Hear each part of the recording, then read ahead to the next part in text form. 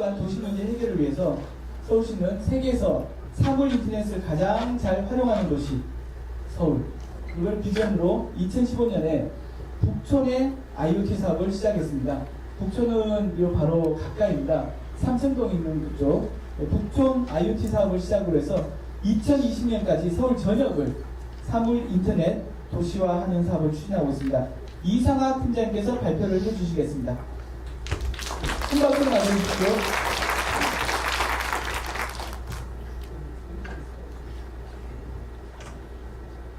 안녕하세요. 서울시 이상학입니다. 만나 뵙게 반갑습니다. 제목이 좀 깁니다. 세계에서 사물 인터넷을 가장 잘 활용하는 도시 서울. 시점은 미래 시점입니다. 현재 시점이 아닙니다. 네. 앞으로 2020년까지 서울시는 세계에서 사물 인터넷을 가장 잘 활용하는 도시가 되겠다는 이런 원대한 비전을 갖고 사물 인터넷 사업을 2014년도부터 시작을 했습니다. 예.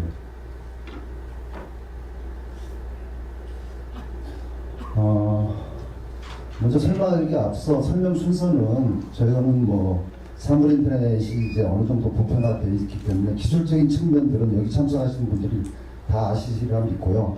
저희는 이제 서울시라는 이 거대 도시가 사물 인터넷이라는 기술을 어떻게 접근하고 앞으로 어떻게 추진할 건지 행정적인 측면이라든가 앞으로의 어떤 전개 방향 위주로 설명을 드리겠습니다. 네.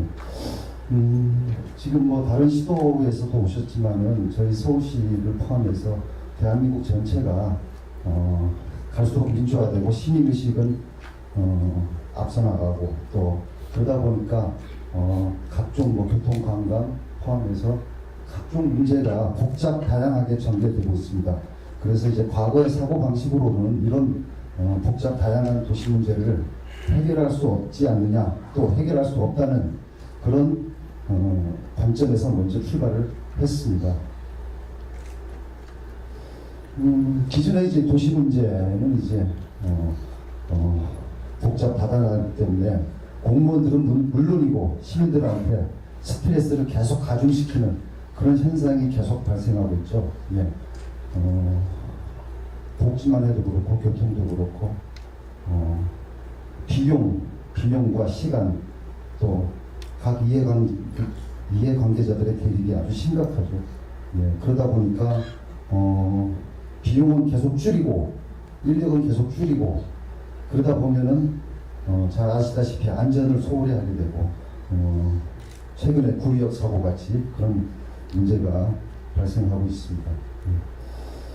특히 이제 이 IoT나 빅데이터 같은 신기술을 이제 적용하다 보면은 기존의 방식으로는 도저히 해결할 수 없는 그런 현상이 이제 봉착하게 되고요. 그동안 이제 다 아시겠지만 기존의 해결 방식은 공급자, 우리 서울시나 중앙부처 공급자 중심에서 이제 사업을 전개하다 보니까 계속 실패를 하는 그런 사례를 계속 접하고 있습니다. 최근에 경주에서 지진이 났지만은 지진 관련 애플리케이션 가동이 잘 안 돼가지고 대피 시설이 어디에 있는지 방향을 찾지 못하고 주소도 틀리고 그런 사례가 많이 발생하고요. 또 한물간 UCT 사업 같은 경우에는 이제 기술 발전의 속도를 공무원이 따라가지 못해서 시설물들이 흉물화되는 나중에 이제 위주 관리가 상당히 어려운 그런 실패 사례를 많이 접하고 있습니다. 그렇다면은 이제 이 사물 인터넷을 어떻게 절감할 것이냐? 왜 IoT인가? 이런 것이 이제 되는데 왜 서울시는 IoT에 뛰어들었을까? 왜 선제적으로 뛰어들었을까? 돈이 많아서 그건 아닙니다. 서울시 예산 전체 중에서 한 28조가 되는데요. 거기서 IT 예산은 1%도 안 됩니다. 1%라면 한 2천억 정도? 그 정도밖에 안 됩니다. 그래서 돈이 많아서 그런 건 아니고요. 저희가 한 2013년도에 행정기관 최초로 빅데이터를 도입을 했습니다. 도입을 해서 이통사와 협업을 통해서 그 이동통신 통화 데이터량을 분석을 해가지고 유동인구를 모델화 시켜가지고 심야버스 노선을 수립을 했습니다. 그 심야버스 노선을 수립을 해가지고 그 전에 이제 행정은 한번 시도해보고 시행착오를 겪으면서 방향을 다시 설정하고 추정을 했는데 한 번에 노선을 확정을 졌고 시민들로부터 폭발적인 인기를 끌었던 이 신화버스 이런 사례가 있었기 때문에 저희들이 2014년도에 선제적으로 IoT 사업에 뛰어들게 되었습니다. 그럼 IoT 이런 저희 행정 주도 방식은 그동안 우리가 서울시는 이제 1999년도에 대한민국 최초로 이제 정부와 부서를 신설했습니다. 여러 가지 이제 ICT 기술을 적용해서 하다 보니까 어떤 앞으로의 신기술을 적용할 때 어떤 기조를 유지해야 되는가 그거를 미리 정립을 하고 출발을 했습니다. 디지털 서울 선언문이라고요. 올해 2월달에 시장님께서 기자들한테 발표를 했고 7월달에 선언 퍼포먼스를 했습니다. 이게 지금 동판화 시켜가지고 디지털 사이니지로 건물에 지금 영국이 게시되는 건데요. 글씨가 좀 그렇죠. 이 글씨 누가 쓰시는지 알겠습니까? 이 손글씨입니다. 손글씨. 누구는 초등학생이 썼다 그러고 그러는데 저명하신 분한테 부탁을 했습니다. 문화학자이자 미래학자이신 이혜령 교수님이 쓰신 겁니다. 네, 그래서 총 선언문이 8개인데요. 그 중에 이제 대표적인 거 4개를 오늘 주제와 연관지어서 이렇게 소개해 드리겠습니다. 먼저 새로운 디지털 기술을 선제적으로 적용한다. 서울시의 이제 정보 사업의 모토가 되겠고, 또 두 번째는 시민이 잘할 수 있는 일은 시민이 한다. 그리고 개방, 공유, 소통의 원칙을 지킨다. 데이터에 기반하여 합리적으로 행동한다. 네. 이거를 이제 정립을 해서 빅데이터라든가 IoT 사업의 출발점을 지었습니다. 그래서 디지털 기술을 선제적으로 적용한다. 그래서 사물인터넷을 선제적으로 2014년도에 적용을 해서 2015년도 북촌에 처음으로 첫상을 띄게 됐습니다. 앞서서 인코드 사장님께서 말씀하셨듯이 자생적 생태계 조성입니다. IoT 사업의 추진 전략이 되겠는데요. 앞서서 사물인터넷을 가장 잘 활용하는 도시 비전에 이어서 추진 전략은 자생적 생태계 조성입니다.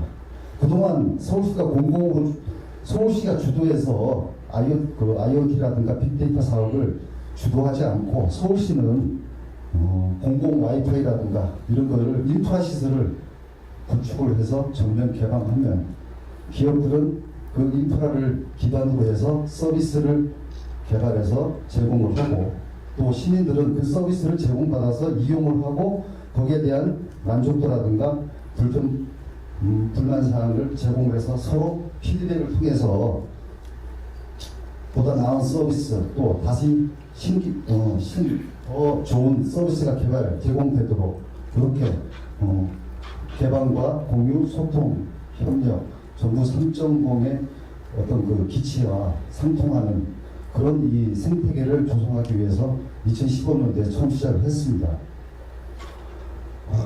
그래서 도시문제 해결 추진은 2014년도에 이제 사물인터넷을 선제적으로 도입을 해서 2015년도 북촌에 17개 서비스를 적용을 했고 올해는 확대를 해서 주거 분야에 1개소 또 관광 상권 분야 5개소 이렇게 시작을 해서 내년도 계속해서 2020년도에는 사물인터넷이 생활에 대한 도시를 만들겠다는 저희들의 목표가 되겠습니다. 먼저 이제 북촌에 적용된 사물인터넷 실증 사업을 소개해드리겠습니다. 오늘 한국정보화진흥원에서 이제 교육생들이 한 20명 정도 북촌에 벤치마킹 투어를 오겠다 그래서 제가 거기를 갈까 아니면 여기를 참석할까 저울질을 하다가 북촌은 이제 우리 직원을 시키고 오늘은 이 발표장에 왔습니다. 앞서 말씀드렸듯이 이제 17개 서비스인데요. 관광객들한테는 이제 관광 명소를 안내받고 또 미션형 체험을 할 수 있는 그런 서비스가 있고요. 또 지역 주민들한테는 주차 공유라든가 또 한옥이 많으니까 화재 감시 시스템 또 쓰레기 문제 같은 스마트 쓰레기통 이런 게 있었고요. 또 이 기업 주로 참여하는 기업은 스타트업 기업이 되겠습니다. 예, 대기업이 아니고 스타트업 기업이 되어서 자기네들 기술을 적용하고 거기서 가치가 증명된 그런 기술들은 더 확대 발전을 시키고 또 거기에서 수익 모델도 발굴해서 국내 시장에 홍보 또 판로 개척을 하는 그런 생태계가 되겠습니다. 주요 서비스를 말씀드리면은 센서를 통한 그 쓰레기통에 쓰레기 양을 감지해서 환경미화원들한테 데이터를 전송해서 기존에 일정 시간에 쓰레기를 수거하는 방식에서 쓰레기가 다 찼을 때 수거하는 이런 IoT 센서를 적용한 서비스가 있고요. 또 관광객들한테 북촌의 주요 명소를 지날 때마다 관광지 안내를 하고 안내를 받을 수 있는 스마트 관광 서비스가 있고 또 한옥의 화재를 감지하고 또 한옥 내에 이제 뭐 온도, 습도, 이산화탄소 양을 이제 감지해서 한옥 관리인한테 알림 서비스를 주는 이런 서비스가 있습니다. 그리고 제일 또 설명드리고 싶은 주차 공유 시스템이 이제 좀 특별한 건데요. 이거는 이제 그 북촌 지역에 이제 거주자 우선 주차 구역이 있습니다. 거주자 우선 주차 구역의 그 주차권자는 이제 아침에 출근하고 나면 이제 비게 되겠죠. 저녁에 오니까. 그럼 그 비어 있는 공간을 주차 소유권자가 애플리케이션에 비어 있다고 등록을 하게 되면은 그 주변에 있는 관광객이라든가 북촌을 찾는 시민이 그 비어 있는 공간에 주차를 하고 그 주차한 시간만큼 이용 요금을 지불하는 그런 시스템이 되겠습니다. 이렇게 뭐 거창하게 설명드렸는데요. 이렇게 1년 동안 작년 10월 달에 이제 적용을 해서 딱 1년이 됐는데요. 그 서비스, 17개의 서비스를 이제 시험한 결과를 점검해서 이제 평가를 해보니까, 앞서 말씀드렸듯이 그 자생적 생태계가 조성이 됐을까요? 어느 정도 조성되는 조짐은 보이고 지금 있습니다. 대한민국의 그 최초로 사물 인터넷 조례가 제정이 됐습니다. 저희 공무원들이 주도해서 발의나 제정은 안 했고요. 우리 종로에 사물 인터넷 북촌을 이제 관할하는 시의원님께서 본인께서 직접 그 입안을 해서 발의를 해갖고 이번 달에 공통 시행이 됩니다. 네. 그리고 이제 북촌에다가 이제 서비스를 하다 보니까 북촌에 있는 그 지금도 뭐 그 벤치마킹을 하러 많이 오지만은 종로구라든가 서대문구, 관악구 뭐 이런 곳으로 이제 그 우수한 기술이 확산이 되는 그런 그 조짐이 지금 계속 발생하고 있고 특히 또 이동통신 그 대기업 같은 경우에는 이제 그 사물 인터넷 전용 통신망을 이제 구축을 해놨는데 이용하는 그 수요가 없다 보니까 여기 북촌에 참여한 그 스타트업 기업과 협업을 통해서 사물 인터넷 그 전용 통신망을 서비스화 시키려고 하는 그런 지금 협업하는 그런 지금 모델도 지금 나오고 있습니다. 그래서 이제 참여 기업은 역시 국내라든가 해외에 시장 진출하는 그런 모델로 지금 확산되고 있습니다. 네. 그리고 이런 그 잘된 점만뿐만 아니라 못하고 있는 점도 저희가 말씀을 드리겠습니다. 평가를 해보니까 17개의 서비스가 다 되는 건 아닙니다. 다 잘 되고 있는 건 아닙니다. 그 중에서 이용자가 많이 없고 또 서비스가 제때제때 실행이 안 되는 것도 있고요. 또 더 중요한 거는 이 진출한 그 스타트업 기업들이 서비스 기술은 알지만 행정이라든가 제도 또 어떻게 또 해야 되는지 이런 그 행정기관과의 그 어떤 협업 관계 이걸 미숙하기 때문에 서비스 유지 관리를 못하는 경우도 상당히 많이 있습니다. 예. 지금 2016년도에는 지금 주거지역과 이제 홍대 걷고 싶은 거리, 신촌 연세로, 이화여대, 강남역, 또 청계천, 시티톡 버스까지 지금 확대를 할 계획이고요. 2020년까지 총 100개 지역을 확산을 시켜서 이러한 자생적인 생태계에 대해서 수익 모델이 발굴되고 시민들한테 큰 편익이 줄 수 있는 그런 서비스가 발굴되지 않을까 저희들은 기대하고 있습니다. 덧붙여서 이제 기업들을 위한 인큐베이션 센터를 운영을 할 계획입니다. 기업들이 인큐베이션 센터에서 서로 간의 그 정보를 공유하고 또 우리 서울시하고의 또 어떤 협업 채널을 계속해서 여기서 이제 그 멘토링을 통한 기업 육성이라든가 또 투자 유치 또 해외 시장 진출을 하기 위한 인큐베이션 센터를 운영하고 있습니다. 그래서 현재 사업 체계는 서울시와 각 자치구 또 스타트업 기업, 시민, 인큐베이션 센터 이렇게 통해서 어떤 생태계를 계속 시뮬레이션 하면서 100개 지역까지 확산을 하면서 여기서 또 어떤 잘못된 점이라든가 개선해야 될 점, 우수한 사례를 도출하기 위해서 열심히 노력하는 이런 사업 체계가 되겠습니다.